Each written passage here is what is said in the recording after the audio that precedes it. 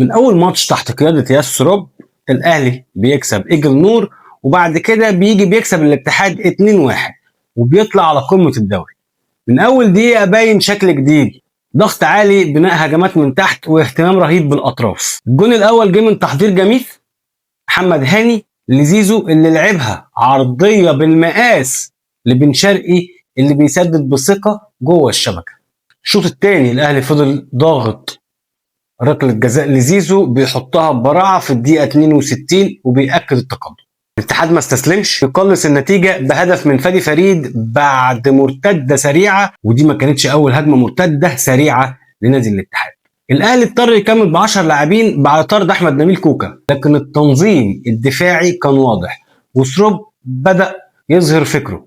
الراجل واضح انه بيلعب على التوازن، مش هجومي عشوائي ولا دفاع متراجع، بيعتمد على الاطراف والضغط الجماعي وسرعه التحول من الدفاع للهجوم. يعني الاهلي داخل مرحله كره حديثه، اكيد لسه في شغل كبير قدام ياسر روب، بس البدايه تبشر بالخير وبتقول ان الراجل فاهم هو عايز ايه وجمهور الاهلي عايز ايه.